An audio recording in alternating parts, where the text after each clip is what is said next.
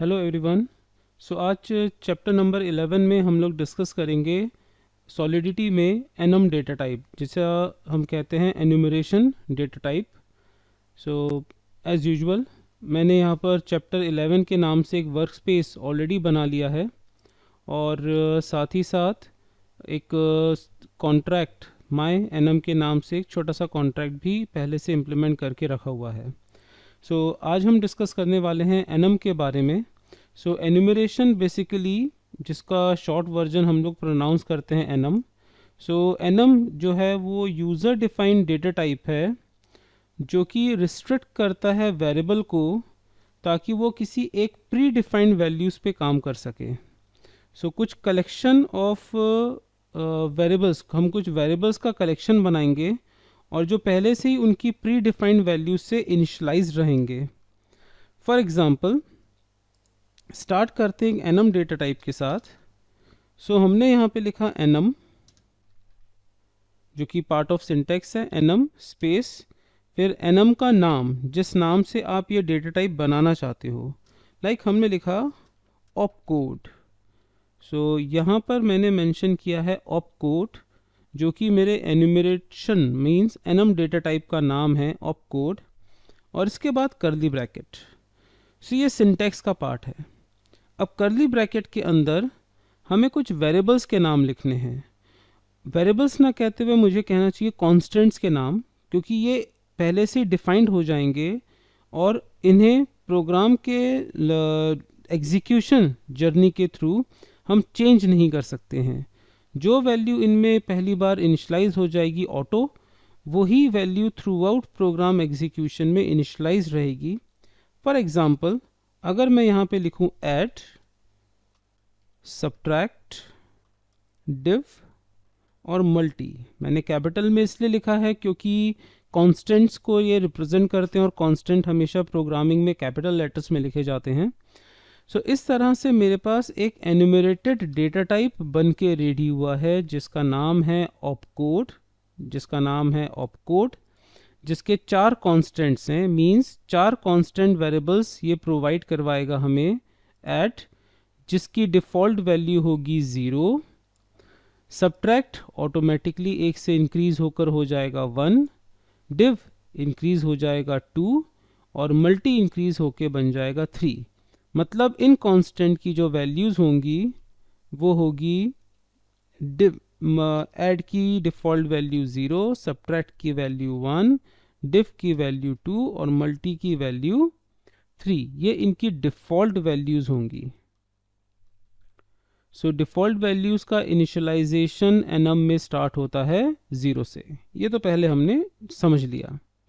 अब एक छोटा सा कॉन्ट्रैक्ट बनाएंगे जो कि एनम का प्रॉपर यूटिलाइजेशन हमें शो करेगा।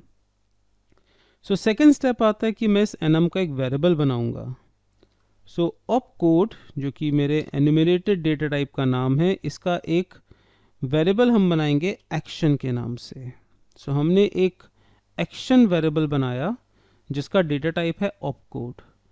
इस एक्शन और ऑपकोड में मींस लिंक क्या है? ऑपकोड का वेरिएबल बना है एक्शन। एक्शन अब इन चारों में से किसी एक की वैल्यू को अपने पास होल्ड करके रख सकता है। ऐड की वैल्यू एक्शन पे आ सकती है, सब की वैल्यू एक्शन में आ सकती है, डिव की वैल्यू एक्शन में आ सकती है, मल्टी की वैल्यू भी एक्शन में आ सकती है। एक्शन दरअसल इन 4 कांस्टेंट्स में से किसी एक कांस्टेंट की वैल्यू को अपने पास होल्ड करके रख सकता है प्रोग्राम के एग्जीक्यूशन में। अब हम यहाँ पर स्टार्ट करते हैं एक फंक्शन। फंक्शन बनाने से पहले मुझे 2 वेरिएबल्स और बनाने हैं जो कि हैं अनसाइंड इंटीजर के नाम से। मैं पॉजिटिव वैल्यूज चाहता हूँ तो मैं अनसाइंड वेरिएबल्स बना रहा हूँ। फर्स्ट डिजिट, ये कॉन्ट्रैक्ट थोड़ा सा लेंदी होगा बट एन्यूमरेशन के बारे में हमें काफ़ी रिफाइंड नॉलेज प्रोवाइड करवाएगा। और सेकेंड डिजिट,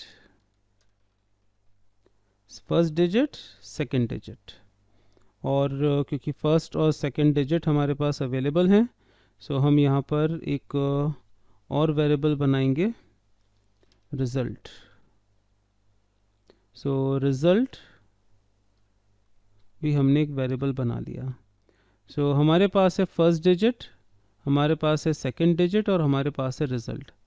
अब फर्स्ट डिजिट के बाद एक्सेप्शन शो कर रहा है, पढ़ते हैं क्या है। So expected semicolon but got, okay.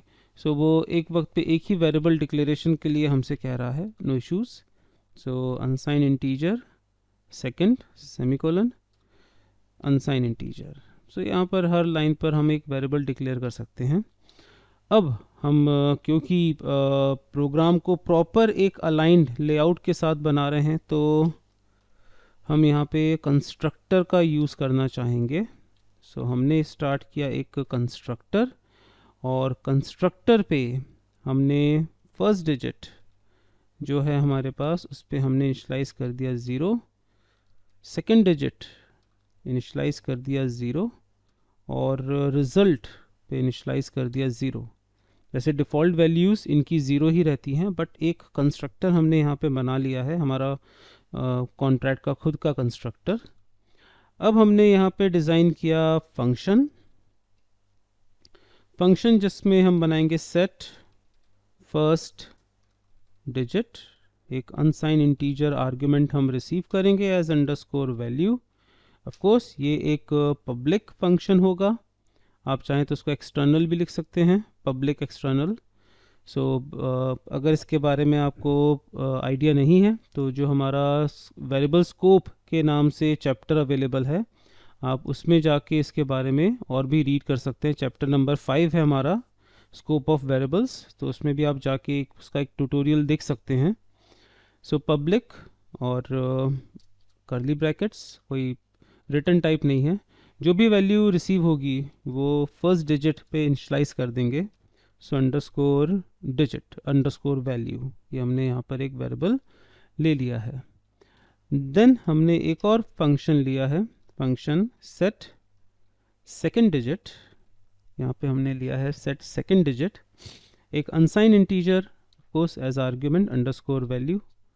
Same structure जो ऊपर बनाया गया था वही स्ट्रक्चर यहाँ पे भी बन रहा है, बट ये एक्शन परफॉर्म करेगा सेकेंड डिजिट के लिए। Second digit equals to underscore value. So यहाँ पर दोनों डिजिट्स को इनिशलाइज करने के लिए हमने सेट फंक्शंस बना दिए हैं। अब सबसे इम्पॉर्टेंट फंक्शन यहाँ पे बनेगा फंक्शन सेट एक्शन। ये है मेन फंक्शन हमारा सेट एक्शन।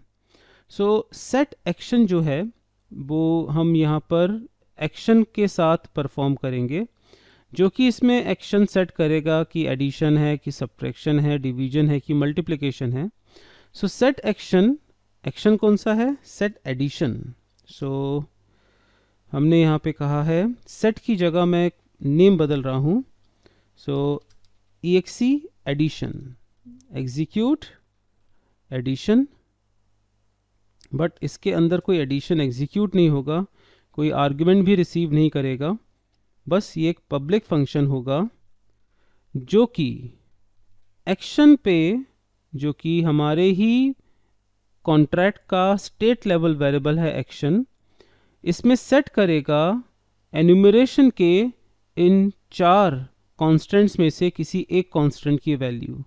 अब नाम यहाँ पर है EXE एडिशन, तो ऑफ कोर्स नेम से हम इजीली आइडेंटिफाई कर सकते हैं, हम यहाँ पे एडिशन से रिलेटेड एक्शन इसमें सेट करेंगे।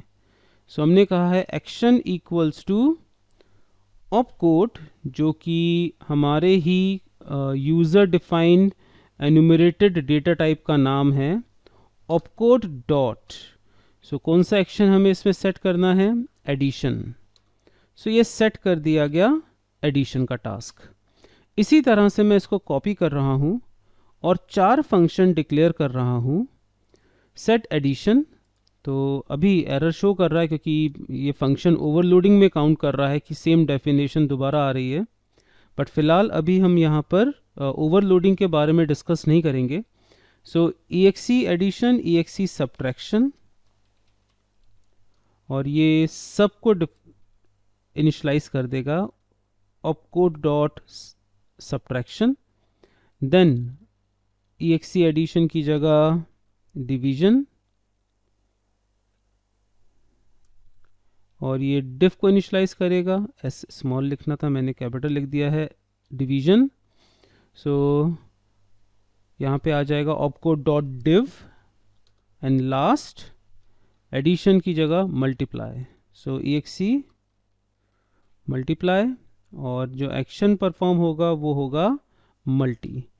सो इस तरह से 4 फंक्शन मेरे पास बने हैं, सेमीकोलन। यहाँ पे 4 फंक्शंस हमारे पास बने हैं एक्शन को सेट करने के लिए। अब जो एक्शन हमने सेट किया है उसी के अकॉर्डिंग हमें रिजल्ट जनरेट करवा के रिटर्न करवाना है। सो क्या एक्शन सेट हुआ है? ऑफ कोर्स डिसीजन मेकिंग का हम यहाँ पे यूज़ करेंगे, और डिसीजन मेकिंग के बारे में ऑलरेडी हमने चैप्टर नंबर 7 में काफ़ी डिस्कशन किया था, इफ़ एल्स इफ़ के बारे में। सो उसी का ही प्रॉपर यूज़ होगा। सो हमने एक और फंक्शन बनाया, फंक्शन गेट रिजल्ट, और ये गेट रिजल्ट एक पब्लिक फंक्शन होगा, ऑफ कोर्स व्यू के लिए होगा। व्यू के लिए यूज़ ना करते हुए व्यू नहीं लिखेंगे, क्योंकि ये एक म्यूटेटर फंक्शन भी है जो कि रिज़ल्ट को इनिशलाइज करेगा, तो मैं व्यू नहीं लिख सकता, लेकिन पब्लिक है, और ये रिटर्न्स करेगा एक अनसाइंड इंटीजर की वैल्यू, कर्ली ब्रैकेट्स। और अब हम यहाँ पर यूज़ करेंगे डिसीजन मेकिंग का, जो कि पता लगाएगा कि एक्शन में क्या सेट किया गया है यूज़र के थ्रू, एडिशन, सब्ट्रैक्शन, डिवीजन की मल्टीप्लिकेशन। सो हमने यहाँ पर लिखा if your action is equals to opcode dot add. This is the beauty of enum। 0 1 2 3 किसी भी मैं डायरेक्ट वैल्यू का यहाँ पे यूज़ नहीं कर रहा हूँ। मैं यहाँ पे इस तरह से नहीं लिख रहा हूँ कि if addition is equals to 0, no. ये काफ़ी रफ प्रोग्राम हमें शो करेगा if the action is equals to 0। But अगर हम लिखते हैं action is equals to the operation code, and we have 4 operation code in our program. So हमने कहा है कि if the action is equals to add, if the value of action is equals to add, so perform addition of first 2 digits and initialize the result in our result variable. So result equals to first digit plus second digit, so second digit. So this is the beauty of enumeration data type.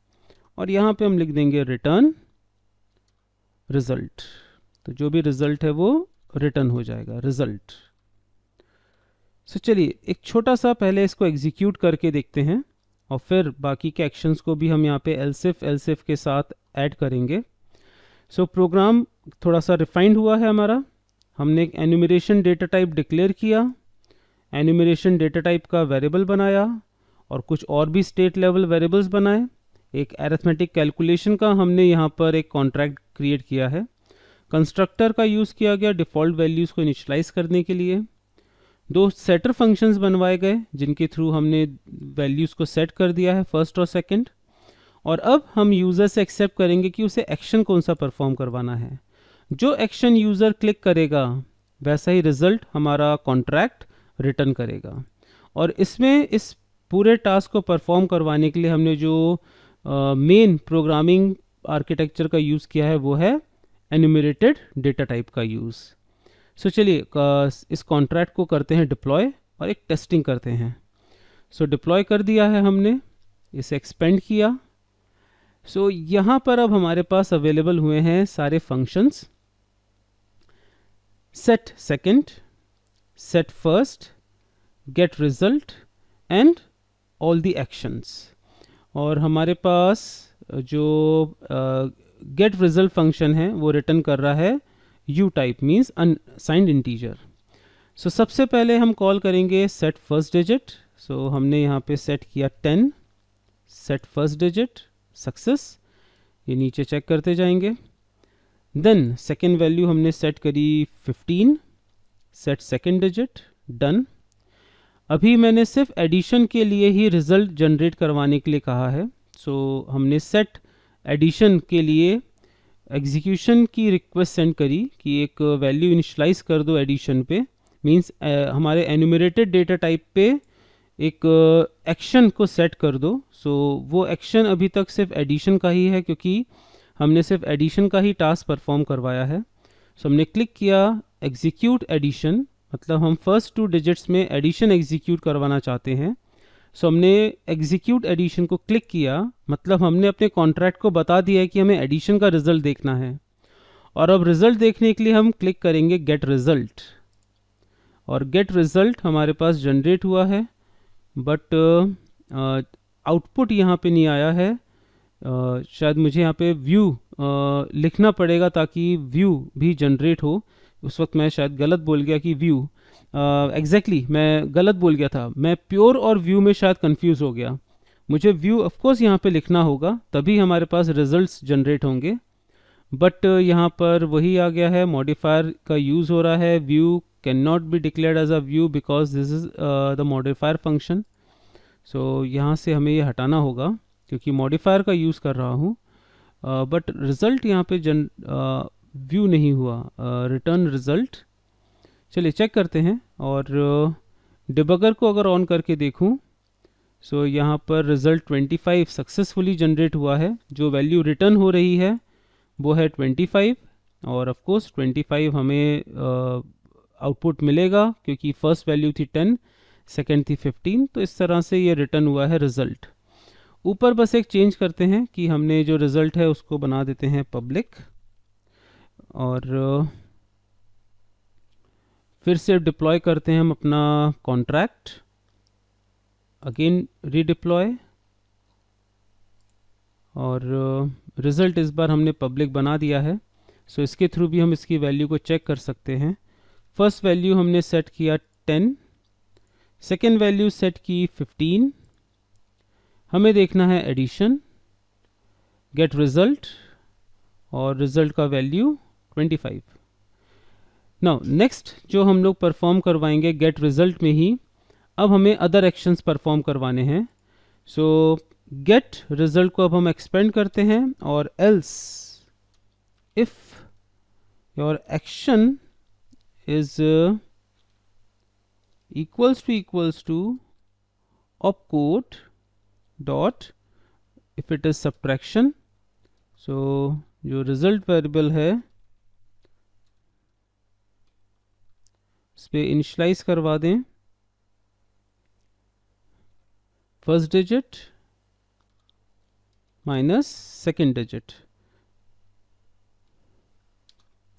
Semicolon. Same else if my opcode if action is equals to opcode dot division, if it is equal to division, so result पे initialize हो जाएगा हमारा first digit divide by second digit, और finally if else so last else में हमने कह दिया है कि result is equals to first digit multiplied with second digit. So इस तरह से हमारे पास गेट रिजल्ट फंक्शन, जो कि पब्लिक फंक्शन है, जो रिटर्न करेगा अनसाइंड इंटीजर की वैल्यू को, जो एक्शन के बेस पे फाइंड आउट करेगा कि यूज़र ने किस एक्शन के लिए रिक्वेस्ट जनरेट करी है, और उसके अकॉर्डिंग रिजल्ट पे वैल्यूज़ इनिशलाइज करवाने के बाद वैल्यू को रिटर्न कर देगा।